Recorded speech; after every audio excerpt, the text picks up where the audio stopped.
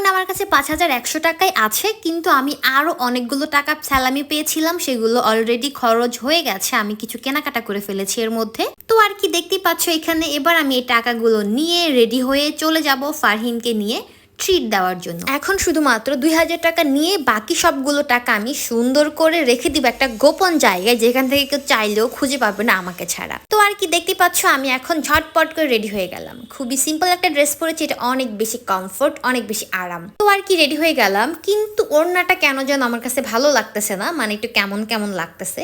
এখন ওড়নাটাকে চেঞ্জ করে একটা সুন্দর ওড়না নিয়ে নিব। এখন হচ্ছে সন্ধ্যাবেলা, মাগরিবের আজান হয়ে গেছে আরো অনেকক্ষণ আগে।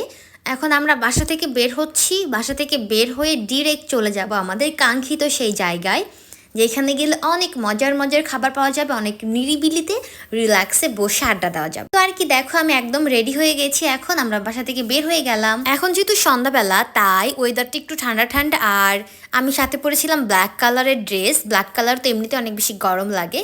তো সব কিছু মিলিয়ে যাচ্ছি আমরা এখন আমাদের গন্তব্যে।